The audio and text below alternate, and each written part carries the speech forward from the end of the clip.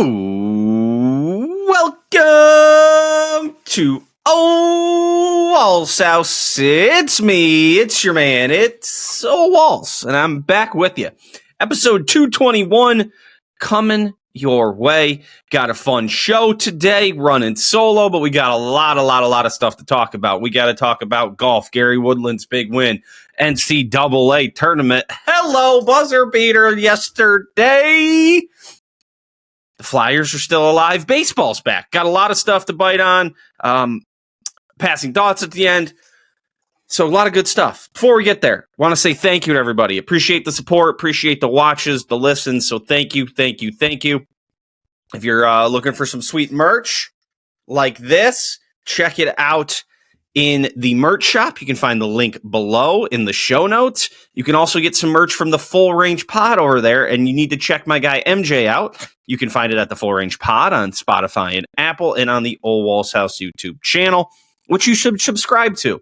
And don't forget, like, rate, review, subscribe, share, do all that stuff. Let everybody know. Ole Walls House, it's the place to be. So without any more further ado, let's get into it. NCAA Tournament, a fun second weekend capped off by quite the finish on Sunday afternoon. Just to give you a recap of where we're at with our picks, we are 34, 29, and 1 throughout the whole tournament. 3 games remain. We've picked 64 different games so far, and just 3 remain. 34, 29, and 1. Coming out of the first weekend, we were 28, 23, and 1, just as a reminder. The Sweet 16 was not kind to us. On Thursday night, we only got the Illinois game correct, and on Friday night, only got the St. John's game correct by just squeaking that one in 6.5, just 1.5 inside the number there. So 2-6 throughout the Sweet 16. And then the Elite 8 was much better to us. 4-0. Got both games right Saturday, both games right Sunday. Really bolstered us, kind of leveled us back off there, because the Sweet 16 we got hammered. I made a comment in a group chat, and I know this is a hotter take, and I said that, and I said this Friday night. I think I was like, I may like the second weekend better than the first weekend. I might have said this Thursday night, or maybe I said it Friday while that first game was going on.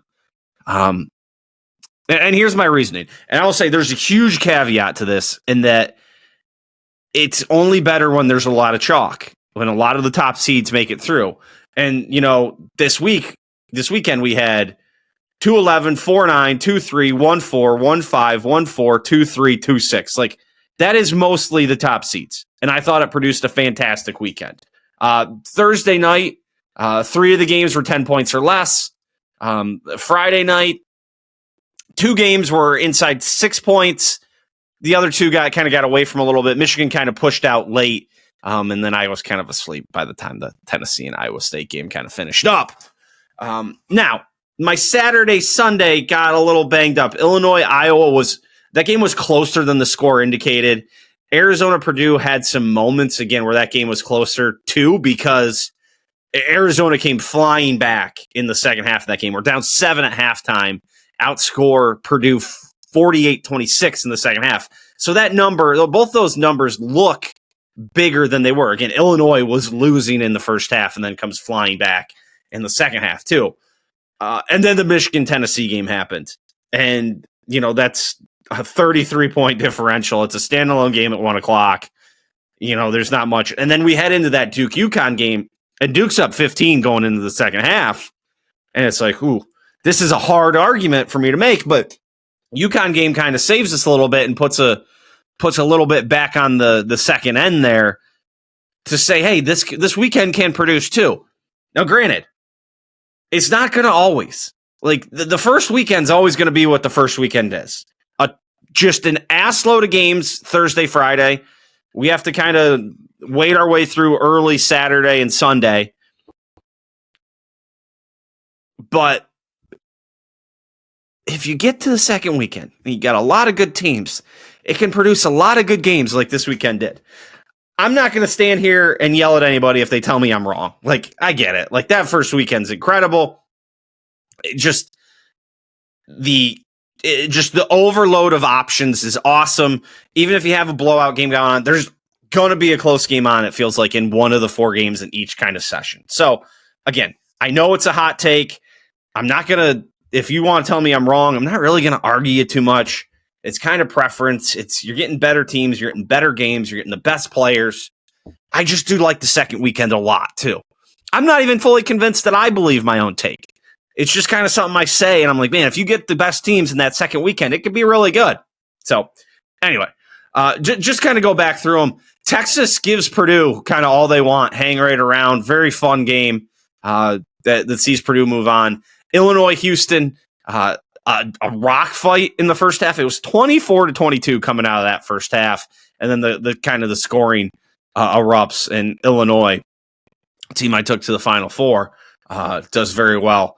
Iowa takes down Nebraska. First half of that game is run and gun, go, go, go. Slows down in the second half.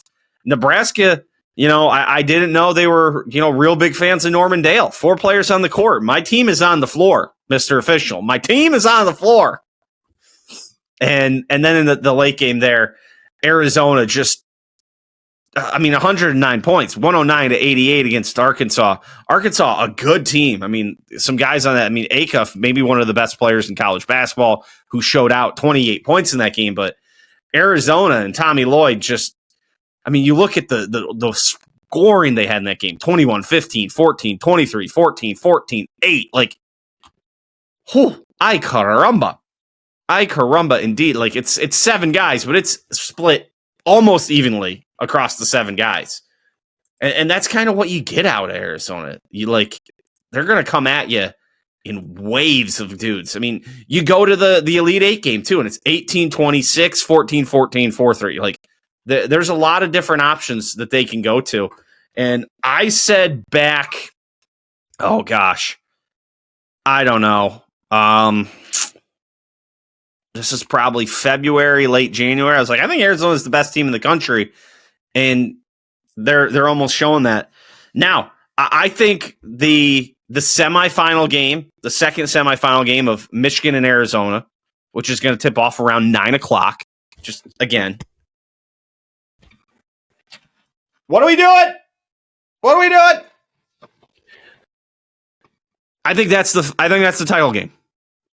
I think whoever wins that Michigan Arizona game wins the national title. So I think that is the biggest game. Yeah.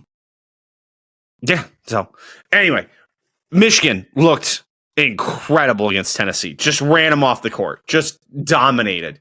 Up 22 at half. Extend the lead in the second half. Like, holy moly! What a game from them.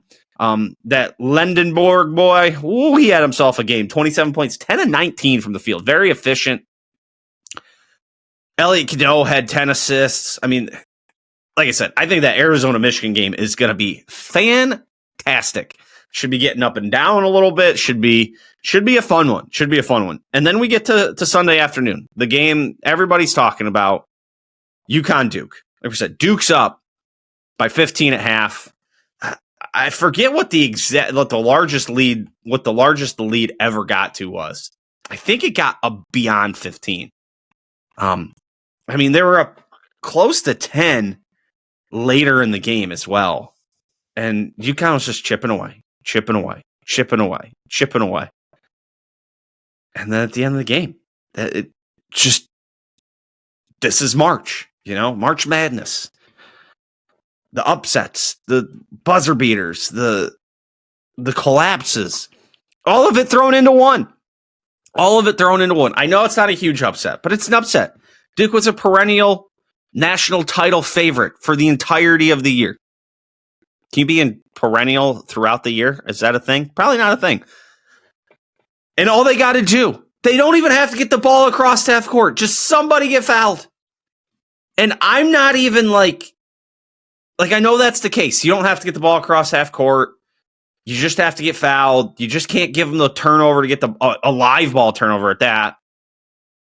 And I don't even think what Caden Boozer was doing was that awful of an idea. I mean, he gets it over top of that defender, that UConn defender, and there's two guys sitting down there. They're either going to catch it and dribble it out, or one of them's going to go dunk it, and they're up 4. And UConn has withstood to this point with maybe their best player, Alex Karaban, playing a terrible game, 2 of 10 from the field, 1 of 6 from 3, only 5 points, just 3 rebounds, 3 assists. Like, really not doing anything. But they get the miracle. They get the tip. They get the ball back.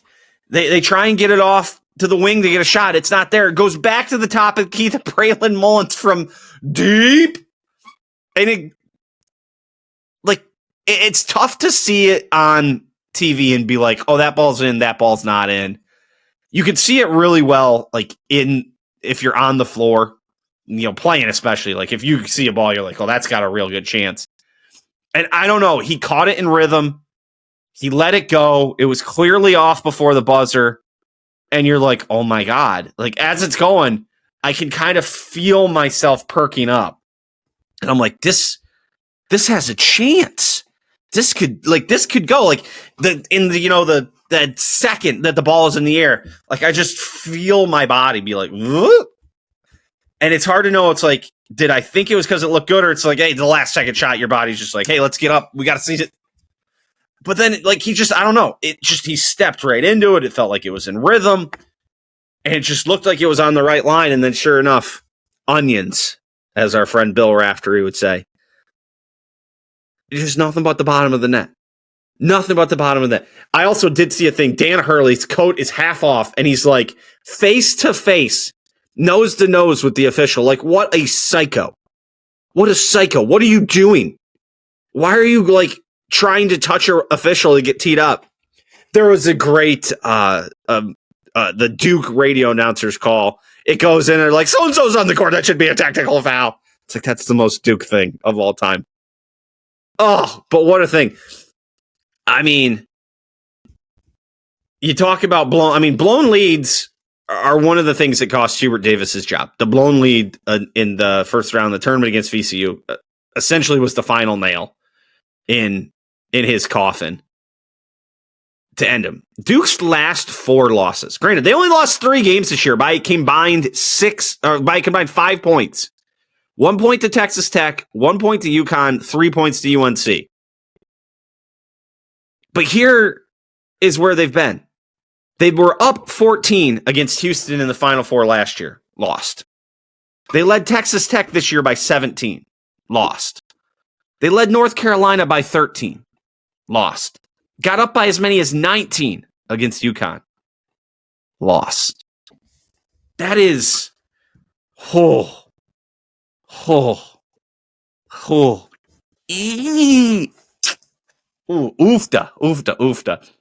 Shane Ryan has a great tweet that he tweeted out a long time ago. Let me see if I can find this now.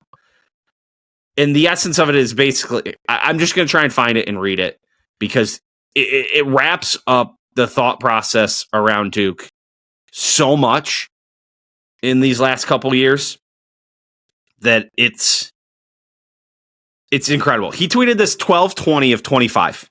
So this must have been when they lost to Texas Tech. Being a Duke fan means carrying the 2 simultaneous thoughts that we could absolutely not have done better than Shire as our post-K hire. And also that if we're leading by 15 against a good team in the second half, it's coming down to the wire. And hello, like, unbelievable. Like, Shire's obviously getting the dudes in. They went 35-2 up till this point. 35. They finished the year 35-3. They've lost by a combined 5 points the entire year in those 3 losses. He's doing something right, but man, they struggle to get it across the finish line in big ass games, and it's a weird thing. And now, hey, there's a lot of coaches who have been like, hey, can't win the big one. I mean, Dean Smith couldn't win the big one. Roy Williams couldn't win the big one. I mean, just keep going. I know those 2 off the top of my head because they're Carolina guys. It's like Shire might have to battle that a little bit. You know, he can get there, but he can't win you the big one.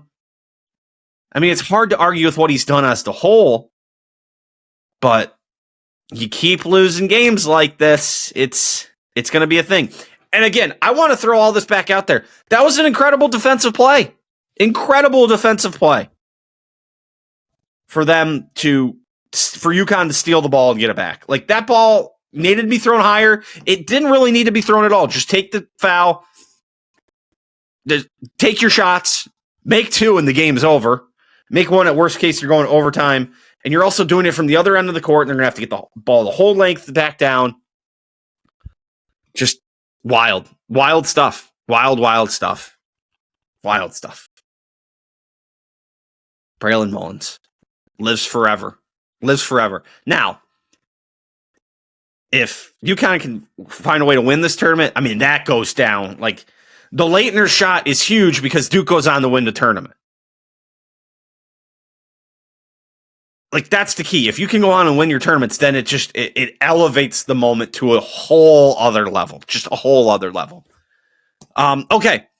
Final four predictions. I'll get the rest from the guys, and they'll be on the Ole Walls House Twitter, their X, whatever we're calling it.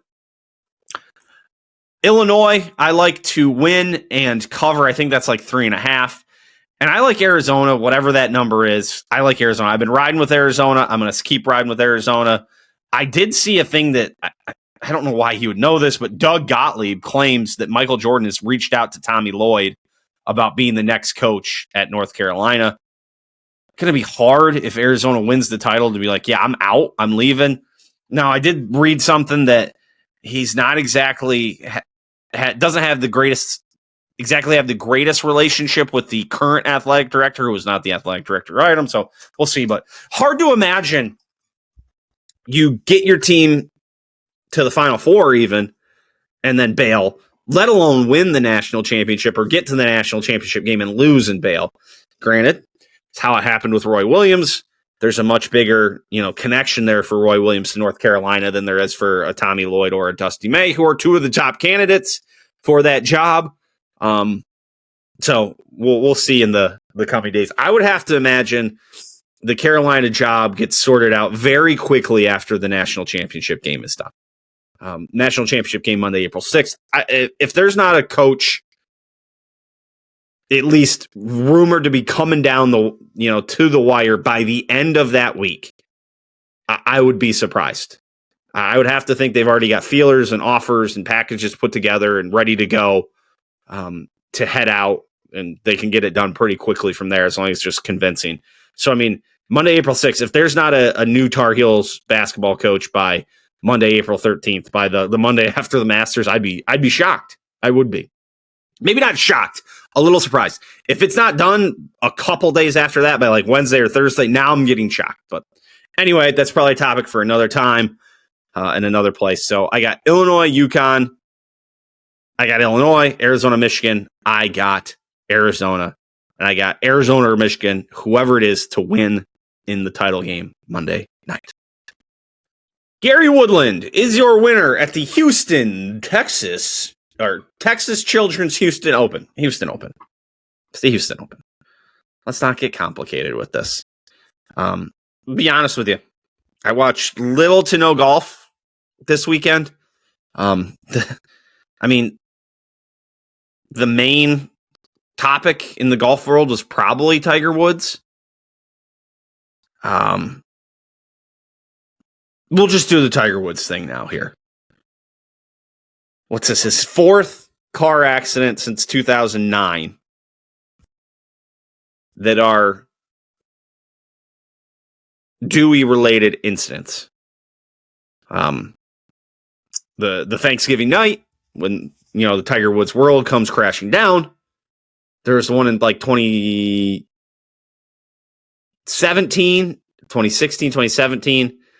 The one where he shattered his leg, and now this one. Blows a .00, so not alcohol, but refuses the urinalysis, which I don't think anyone should fault him at all. I think you should always refuse that shit. Like, even if you're stone cold sober, you should refuse that shit. So I'm not faulting him for that. They released a mugshot. He looks messed up. I think they kind of figured the last time it was, pills or something too. And I mean,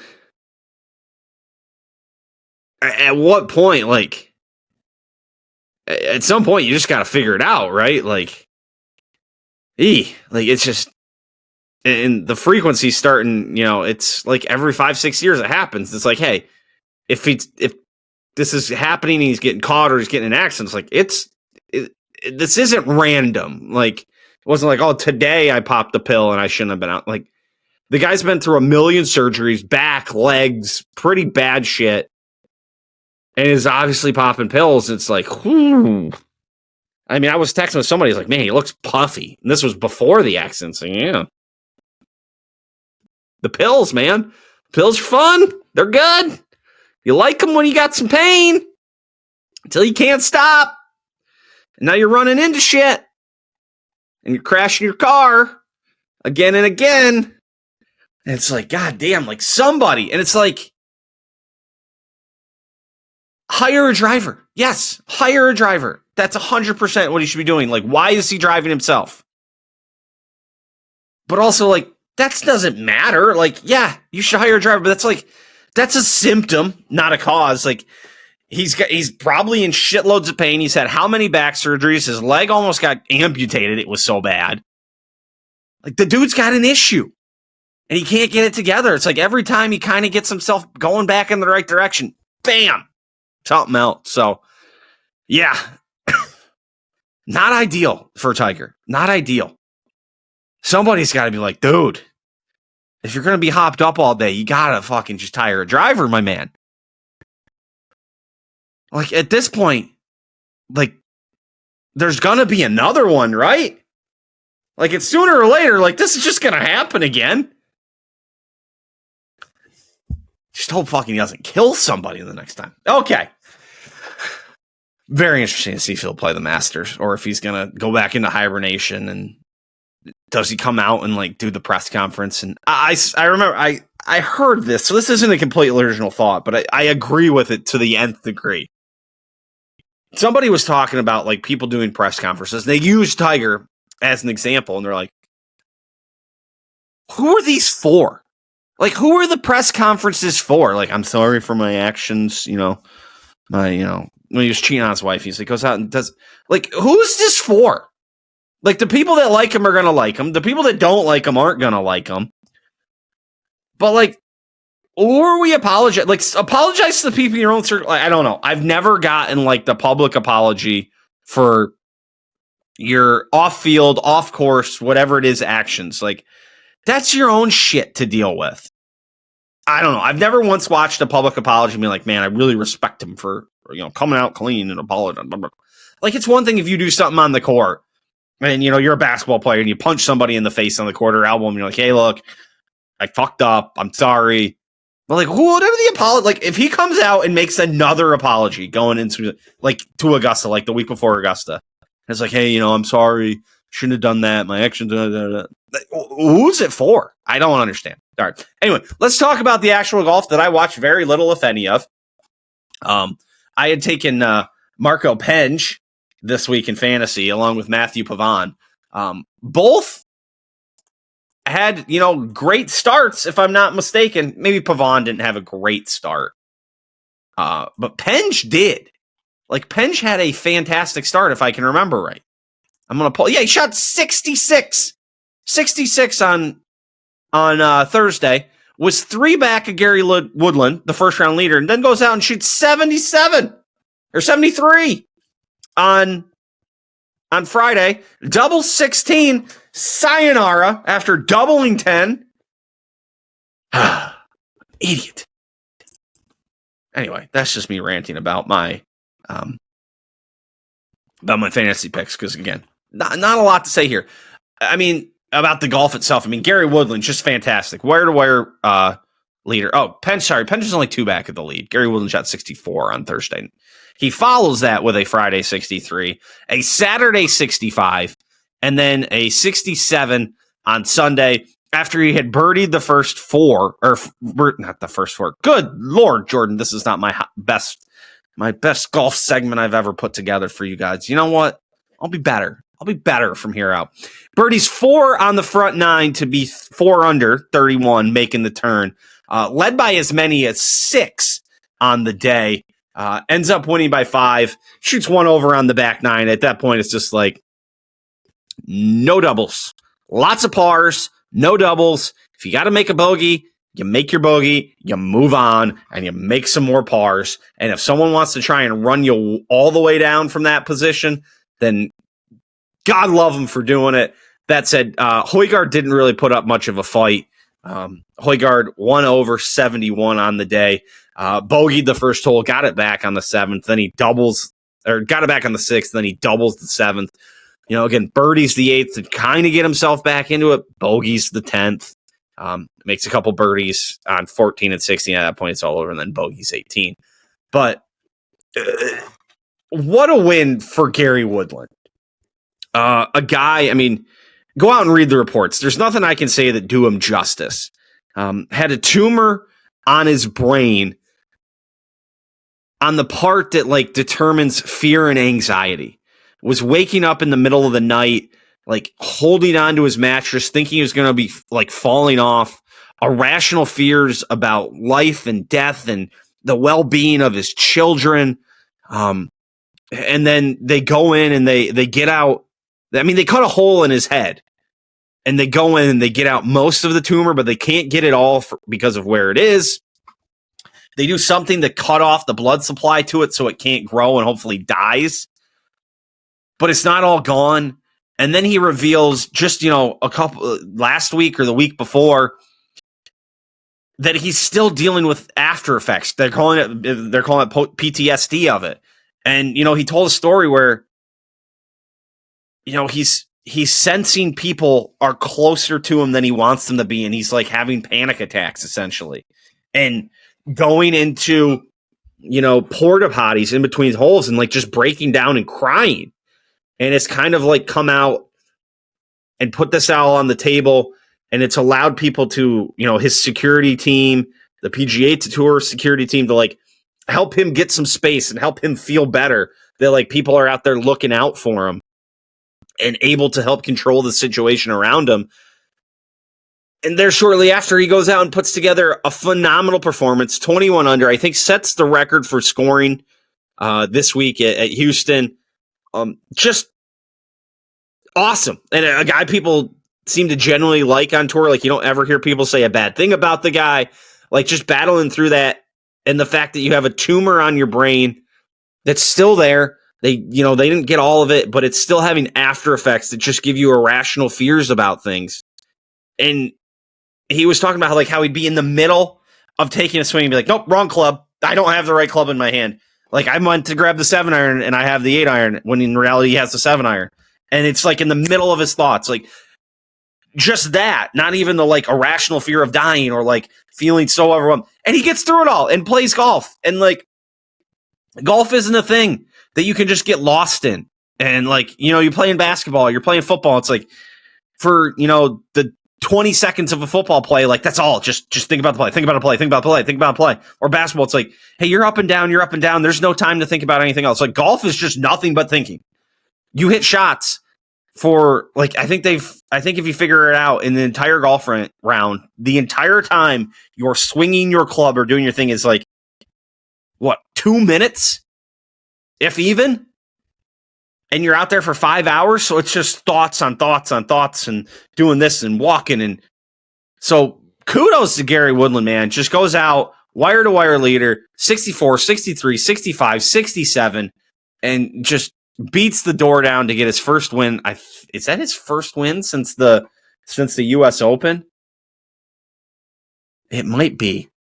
Or maybe there was one after. Let me double-check this here real quick. I think his first win since the U.S. Open back in 2019, 7 years later. He also hit a ball at one point, 196 mile an hour ball speed. The dude's 41 and cranked one. The length of the ball of his drives this week, just woof, wowza. So congrats to Gary Woodland.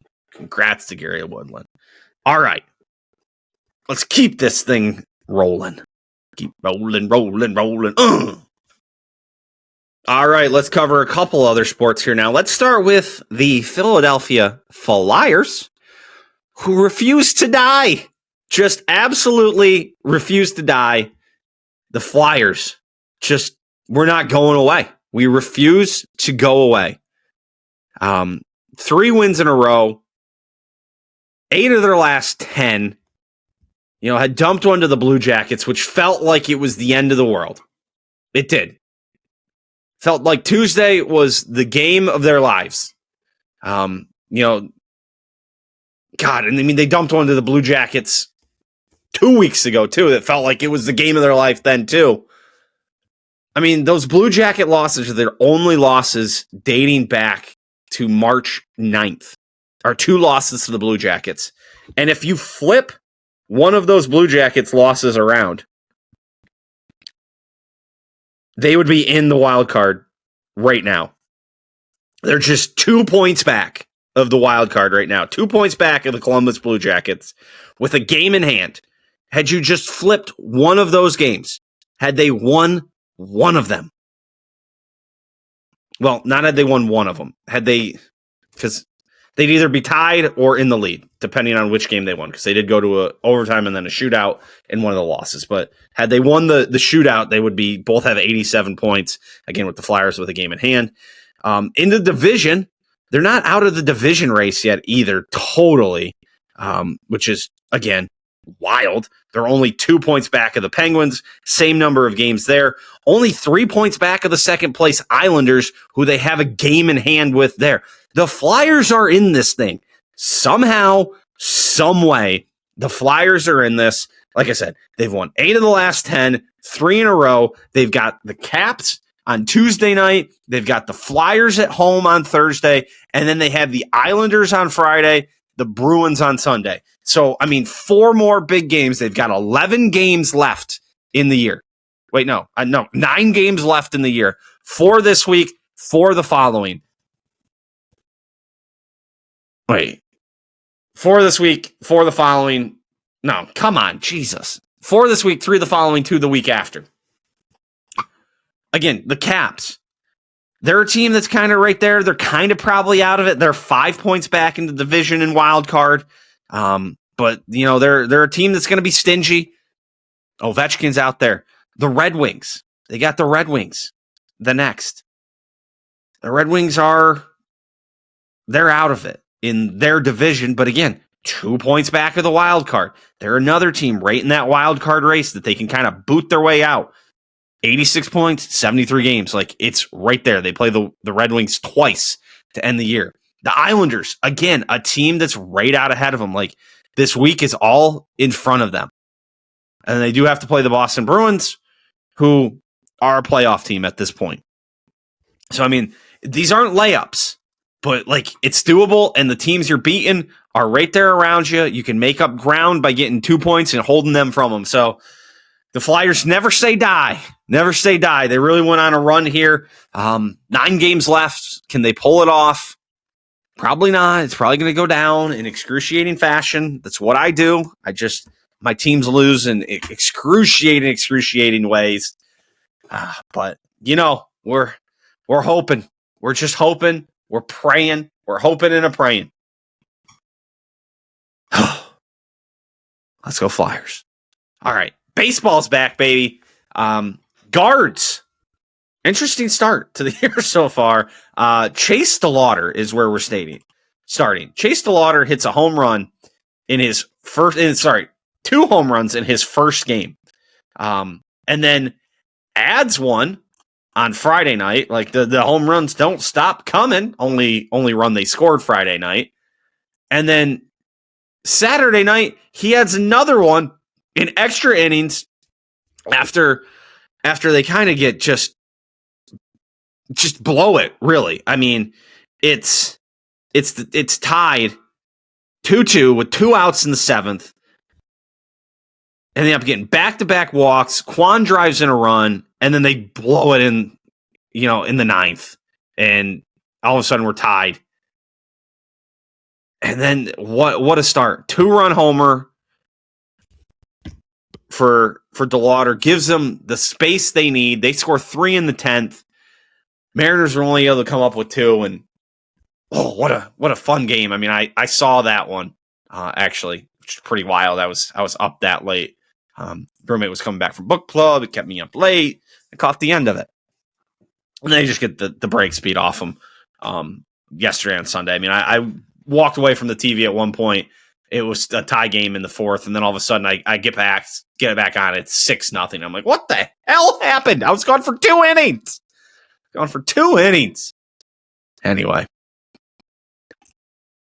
Fun start to the year. If DeLauder can produce in that, 2 spot or like a 5 spot, wherever they're going to put him, it seems like they like him in the 2, and you can go Quan, DeLauder, Jose to get it started.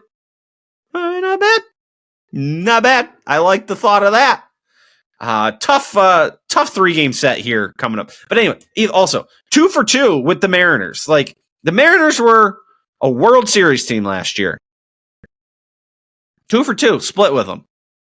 I like it. The runs thing, again, 6 runs in 2 games each. So 12 runs in those 2 games on Thursday, Saturday. 1 run in the Friday, Sunday games. A lot of runs being given up all across the board. 4, 5, 5, 8. Hoping for a little bit better out of the pitching staff. The road doesn't get easier on this West Coast road trip. We got the Dodgers coming up. So 2-time defending World Series champions. Gonna have to figure a little something out to see if you can sneak away a win out of that series before you come back home and you get the Cubbies and the Royals next week. Here's something I do want to say. Cleveland Guardians have played 4 games. Through 4 games, they've been on 3 different providers that I've had to watch the games on. The MLB network that I watch, not that network, the MLB app, whatever you want to call it, the MLB package that I watch on. Then they were on Apple TV Friday night, so I didn't watch that. I don't have Apple TV right now. And then Saturday, or was it Sunday? Sunday, they were on Peacock. It's like, what are we doing? Like, seriously, what are we doing? Like, baseball seems to be growing, and it's like, in 4 games, I had to have 3 different things to watch my team. Luckily, I have 2 of them. I'm going to count. I'm not even going to count. No, I am going to count the MLB app because I do. I do have to have that. There were 3 different things I had to pay for to watch the games in 4 days. Luckily, we just have Peacock, so I was able to watch it. Didn't really want to watch it, but like, come on. I mean, I don't think there's anything for the Dodgers series the next couple. I think they're all on. I can watch them all on. I can watch them all on just the regular MLB TV app. So, but like, come on, like, what are we doing? And I know it's the way of the world. Like, the NFL is doing it, Peacock, Netflix, Prime. The Masters is even doing it in a couple weeks. Paramount and Prime for the early hours coverage. Like, I don't like it. I just want to put on one thing and be able to change around in it. I mean, the greatest day of my life is going to be when they're like, here's a sports app that you pay a certain amount of money for, and every sport you want, you just tell us who you want to watch, and here's your it's going to be, what are your teams? What are your sports? What do you want to watch? Here's the app. We're going to funnel it in there. Here's the price you give us. We'll work out a deal with everybody else. I mean, come on. There's money to be made. AI can figure it out. You type in, this is the teams I want to watch. These are the leagues I want to watch every game of. Figure it out. Figure out how to aggregate it, what the percentage is, and we're going to do it. Someone come up with that idea and make yourself boatloads of money and steal it's going to be $150 a month that you're going to want from me, and it's going to be all yours. I just go to one app, I can click on whatever I want to watch, and there it is. Someone do it. Billions of dollars your way, I'm sure. Probably sell ad space, and I'll watch 87 ads to watch 1 inning of baseball. Or 92 ads to watch 2 drives in a football game, and then you get spammed, and half the screen will be fucking shit. All right. Okay. Good rant. Good rant. Got that on me. All right, let's move on. Time for some passing thoughts. Okay, first off, I saw this last week. Or no, I saw it last week. Chuck Norris passed away. R.I.P. Chuck Norris. Some of the fucking losers that were writing articles about political. Shut the fuck up. Chuck Norris ruled. Chuck Norris ruled. I mean, Chuck Norris had jokes about how awesome he was. Like, it was a thing. Chuck Norris jokes. Anyway. Sorry, my share my screen thing's not really working right. So this popped up. It's like you have $100 to spend.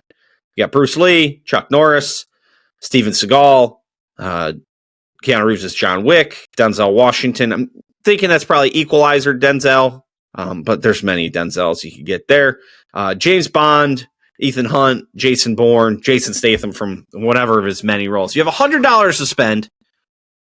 Whoever you take is protecting you. Whoever else you take is hunting you. So first of all, the pricing they put on this is just out of control. I mean, Jason Bourne for $10, Ethan Hunt for $10, Bruce Lee is $50, Steven Seagal is $50. Come on, no chance, guys. This is an easy one. You take the entire bottom row. That's $30. So again, bottom row. Ethan Hunt, Jason Bourne, Statham in one of his roles. Then it's up to you from here. You're taking two of the three from the third row or the second row. You're taking either John Wick, Denzel, or James Bond. Me, I'm probably going Wick and Bond. If you go any three of those combination, I'm good with it. I'm also okay if you go those three and Jason Bourne. I just think you're getting better value for your money if you add the three from the bottom row with two of those guys. Now look, love me some Chuck Norris. That said, death did finally catch up to him, so he isn't invincible. Bruce Lee and Steven Seagal. Who cares? Can't even handle a gun, either one of those two. I mean, Seagal probably can, but like those two, get out of here. Also, you go my route, you got 5 guys to 4. You always have the numerical advantage unless one of your guys goes down. But Bruce Lee's going to karate kick your gun or something? Get out. He's dead. Seagal, what's he going to grab your thumb and toss you around? No, he's dead. So at this point, you're down to Chuck Norris, Walker, Texas Ranger style, probably. And probably Denzel. I mean, between Bourne, Bond, John Wick, Ethan Hunt, Statham from whatever movie that is, Statham from. Like, Ethan Hunt and Jason Bourne are devising a plan that we're going to execute, and we're fine. I feel real confident that I'm going Statham, Bourne, Ethan Hunt, James Bond, Keanu Reeves, John Wick, and we're going to be just fine. Going to be doing just fine.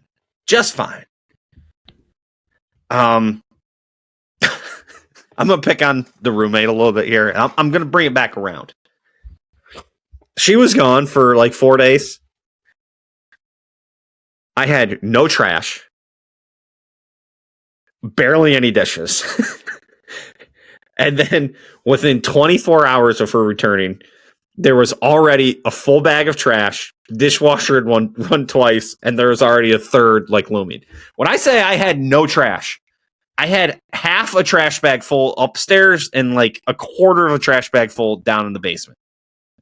I took both of them out on the night I take my trash can out, just because there was nothing else to put in there. But like I was like, if I don't take them out now, like they could fill up and cause an overflow next week. So I'm like, I'm just gonna take them out. Also, I ran the dishwasher one time. We run the dishwasher like two times a day, like in the morning and at night. Or like at night and then in the early afternoon when she gets home, or late afternoon when she gets home. And I was just laughing to myself. I was like, I come home and she just comes home from school and has like all these containers. She has cups and stuff, and she throws them on. All of a sudden the dishwasher is full. I've emptied this thing and now it's full again. That said, it is just a little commentary on how much simpler men are in life than women are. That said, what you get when you have a woman who creates a lot of dishes and trash is you get awesome shit.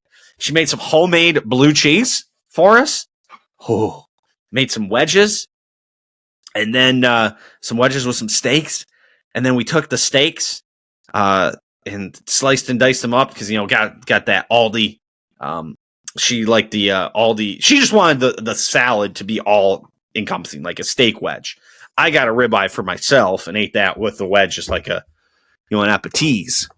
She just added the steak right onto the salad. So that Aldi 3-pack of sirloins is perfect for something like that. And then we took the extra, sliced it up, and made like wraps the next day. Blue cheese wraps, steak blue cheese, lettuce, onion, thinly sliced carrot, and then dipped it in that blue cheese. Oh, homemade dressings hit so good. So good. Like, they are incredible. Homemade ranch, homemade blue cheese. It's on a different level. It's on a different level. Just a different level. She also made cinnamon rolls. My birthday's coming up. She was like, this weekend was just easier to make them. It's quite the process. Homemade cinnamon rolls. Oh, they're so delicious. The ooey goodness, the nice frosting. So I pick on her, but that is why there was all of a sudden 3 loads of dishes. She made like 2. The blue cheese and comes. It just takes a lot of ingredients and mixing. Those cinnamon rolls are an absolute bitch for her to make. And she comes through and pulls through and makes just the bomb-ass cinnamon rolls in there. French kiss. So good. So good. It's sinful. It's sinful, I tell you. Sinful. What else did I have here? As Boomer moves over there. I got a kick. Fucking Boomer. Dogs, man. They're just the happiest things in the world. Every morning when we feed our dog, when he was a puppy, he tried to take the bowl out of the bowl stand after he'd eaten his food. And the roommate showed him how to do it. Like, she tipped up the corner and he realized that he could bite it there. So every day after he eats, he takes his bowl out. Now in the morning, a lot of times you'll let him out, and then you'll feed him. You kind of go lay back down in bed. Homeboy likes to eat early. The roommate leaves for work early in the morning, so she feeds him early in the morning. So even in the weekends, he likes to eat. He's like, let's get this day going. I'll eat, and then I'll come back down and lay in bed with you. But let's eat. He's like, I ain't waiting until 7 o'clock to eat. Like 6 o'clock, latest I'm eating. So anyway, he's so goddamn proud of himself. Every morning, he yanks that bowl out, and then he trots his ass back to the bedroom with the bowl, shaking his tail, shaking so aggressively, his whole body is shaking, and delivers that bowl. We'll bring it up into bed most times. Be like, look what I did. Oh, just the beauty of dogs and just how happy they are. They're awesome. Dogs rule. Dogs rule. Well, and on this, I've mentioned this before that my YouTube algorithm will feed me old Chicago Bulls games. And I told you the roommate was gone this past week. So you come off the first weekend of March Madness. She was gone Sunday. So I watch all the games Sunday. Got nothing else going on. Me and the dog hanging out, watching games. And then you hit Monday and there's nothing. Baseball hadn't quite started yet. There was just some hockey, but I'm just scrolling around, trying to find something to watch. And YouTube just keeps feeding me the Bulls games. I'm kind of in a basketball mood. I must have watched 5 or 6, maybe 7 different old Chicago Bulls games. And I was really focused in that 91 to 93 range, peak Michael. That 92 team may have been the best Bulls team there was. And I'm an MJ fan. There's no way around it. I'm slanted in that way. But I couldn't get over how much more enjoyable I found that era of the NBA as compared to today's era. I don't even like watching today's era. They were calling travels. It was just, I was having so much fun. I'm probably going to keep watching them. I'm going to just be combing through. There was one random game I watched. It was a March game against was it the Cavs? Why do you have the Cavs? And Tony Bennett showed up. I guess I could probably tell you who it was because it was a 92 or a 93. I can tell you who Tony Bennett, who he played for that year. It was the Hornets, I think, where Yep, 1992. He played from 92 to 95. He played for the Hornets. So yeah, it's probably like spring of 93. And then they were like, now checking in, Tony Bennett. And I was like, Tony Bennett. Just, some dumb thing I found. So enjoyed the hell out of it. You probably catch me watching more. I'll keep coming to you with some, little knickknacks I find in those. So, all right, let's go wrap this thing up. Closing time, everybody. As always, just want to say thank you to everybody. Thank you for all the support, the watches, the listens. Can use a few more likes, shares, comments, reviews, all that stuff. If you want to help a boy out. But no, thank you guys so much. Thank you, producer Kevy, for helping get it started down this video path. Don't forget to check out the merch shop if you're looking for some sweet gear like this, or if you're looking for some gear from the Full Range Pod. And don't be afraid to check out my guy MJ over at the Full Range Pod on Spotify and Apple and on the Ole Walls House YouTube channel. And we will be back next week. We have golf to cover this week. We have some more NCAA tournament. We have, where am I at? We have more baseball. We have more hockey. We have the Masters coming up. Might be doing a little Masters preview thing. I'll let you know if we can get it pulled together. Well, you'll find out next week if we can get it pulled together. But even if I don't have any guests, I'll do a little something myself as well. So, till then, peace.